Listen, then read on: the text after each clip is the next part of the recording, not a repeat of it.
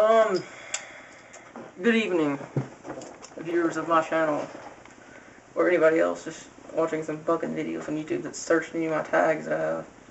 I'm here to discuss some of the stuff that's happening in the NBA. I've never made it. Well, I've made some vlogs, so they were like 10 or 11 seconds, because I don't really have time for some of the videos. I have a lot more time right now. I'm here to discuss some of the stuff about like the NBA playoffs and what's been happening. Obviously the Mavericks are beating the fucking shit out of the Lakers, 93-81. In Game 2. In Game 1 it was a close game. Pau Gasol played well in Game 1. He didn't play too well in Game 2, but honestly Kobe, in Game 1 he had 29 field goal attempts with 36 points. 29 field goal attempts, it's not working out. You can't blame your teammates. You have to get the ball inside to guys like Bynum and Gasol, Odom, and get them more involved, because that's one of the advantages the Lakers have over the Mavericks. You know, Brendan Haywood is not doing anything. I'm sorry. He's not. He's really... Tyson Chandler is a decent defensive player. He's not doing anything. None of those guys are doing anything in the post. Nowitzki, he's a guy that backs down and takes turnarounds and takes jump shots. He hasn't been taking as many threes this season or this playoffs, but that's one of the advantages the Lakers should have, honestly, is size, and this inside scoring.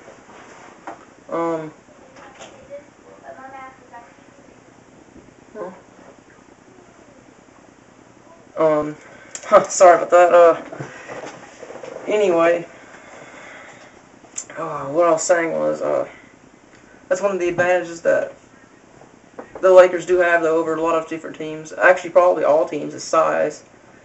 So Kobe should get his teammates involved more. I know it's a lot to ask, but he's done it in the past. I mean, in the 2008, 2009, in 2009 NBA Finals, he averaged 7 assists. And that's why he won the Finals MVP. I mean, that alone he should have won it. I mean, but if he could do that more and stop taking 29 field goal attempts, I mean, and in Game 2, the 23 points, volume scoring. I mean, it's a disappointment, but whatever. They're going to Dallas. I don't know if they'll win or not. It's questionable.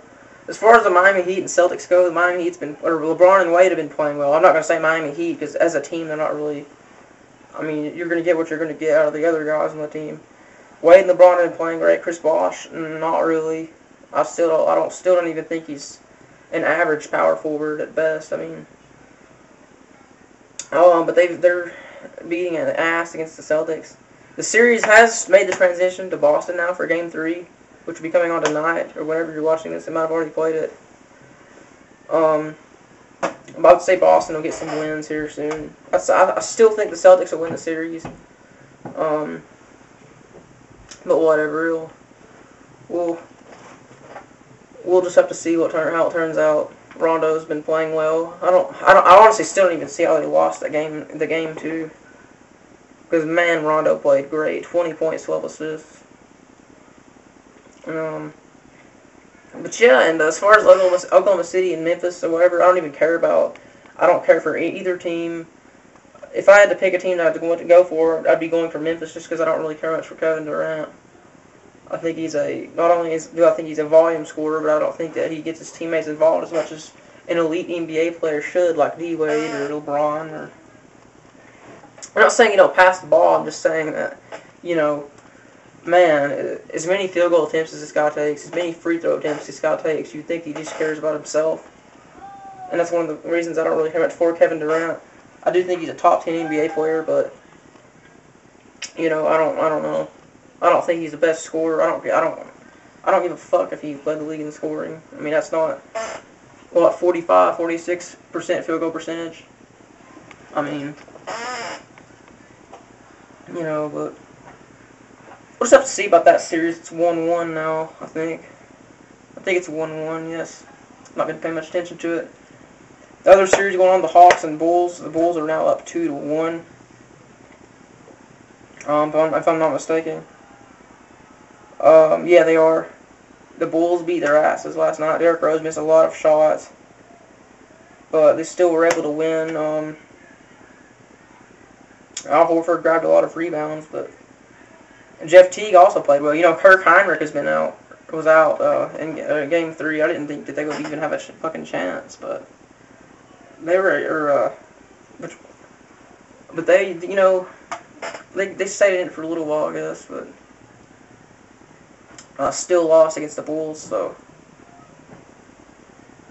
whatever. We'll see how the playoffs turn out. I still think the finals will be the Celtics and Lakers. That's still what I think it is. It's not questionable. So, as far as Derrick Rose winning MVP, I still don't think Derrick Rose should have won the MVP. I'm sorry. Should have probably went to Dwight Howard. That was the guy that I picked to win MVP. But whatever. You know, we'll just have to see how things turn out. I'm really interested in seeing the NBA playoffs and how they turn out. It's been very weird this year. A few fucking crazy shit upsets. You know, like the Hawks over Orlando, and nobody expected that. Nobody, not anybody, expected the Grizzlies bum asses to beat the Spurs. And yes, I say bum because it's serious here. You know, Zach Randolph's been playing better than he ever has, of course. But I still think that series was total luck. Honestly, if Duncan's ankle was healthy, if Manu Ginobili played in Game 1, I mean, they won by 3 points when they didn't have Ginobili in Game 1 or whatever. I don't like Memphis. I just hate Oklahoma City more, so I've not even been paying attention to that series. The only series I've been watching really the Mavericks and Lakers and the Heat and Celtics. I could also care less about the Hawks and Bulls. But we'll have to see how things turn out. So I will definitely sign off now. Subscribe to my channel, add me on Facebook, I'll put it below in the description. So, see you later.